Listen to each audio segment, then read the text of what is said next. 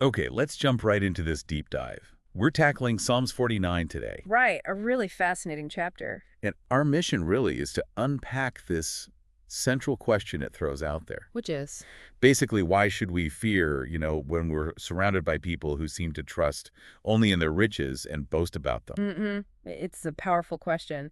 And the text starts by calling out to everyone, doesn't it? Yeah, hear this, all peoples, low and high, rich and poor alike. Uh, So it's meant for all of us. Definitely. Promising wisdom, promising understanding for everybody. So what's one of the first big takeaways about wealth in this psalm? Maybe something that hits you right away. Well, it's pretty stark. The text just lays it out there.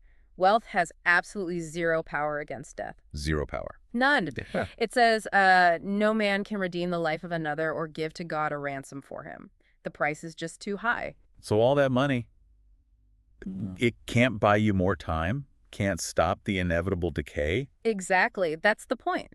It explicitly says no payment is ever enough for someone to live on forever and not see decay. So despite all the confidence people place in riches, this ancient writer is saying, look, when it comes to mortality, it's useless. Utterly useless. You just can't buy your way out of death. And it gets even more direct, doesn't it, about who this applies to? It does. It observes that the outcome is the same for everyone, really. Wise, foolish, doesn't matter. Right, wise men die, the foolish and the senseless alike perish. And what happens to their wealth? And leave their wealth to others. Huh. Gone. Stays behind. They might try to build these, lasting legacies. The psalm mentions naming lands after themselves. Yeah, attempting some kind of permanence, but the text contrasts that immediately. It says their real home, their lasting place is the grave. Which leads to that really striking comparison. And what about being like animals? Man, despite his riches, does not endure. He is like the beasts that perish.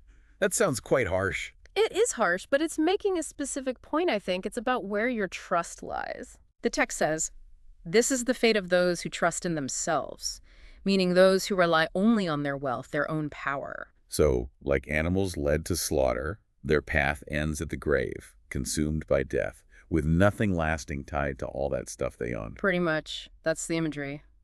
Death shepherds them, it says. But then there's a shift, isn't there? A contrast. The speaker offers a different hope. A huge shift. But God will redeem my life from the grave. He will surely take me to himself. So if wealth offers no way out of the grave. Right. This points to another source of security entirely. Something beyond money, based on God's action. A different potential future. And based on that contrast, we get some direct advice, coming back to that initial question about fear. Exactly. The advice is, do not be overawed when a man grows rich, when the splendor of his house increases. Don't be intimidated, basically. But why not? That splendor can look pretty impressive. Because, and the text is brutally honest here, he will take nothing with him when he dies. His splendor will not descend with him. It all stays here. Even if people praise him now, his end is joining those who've gone before. Those who will never see the light of life. Right. Which brings us back full circle to that core comparison. The one about riches without understanding. A man who has riches without understanding is like the beasts that perish. That's the bottom line. So wrapping up this dive into Psalms 49, the message seems timeless, really challenging how we often view success and security today. Absolutely. It hammers home that wealth can't conquer death, can't buy redemption, and you certainly can't take it with you. It is a strong warning against being too impressed by just, material stuff, because it's temporary. Very temporary.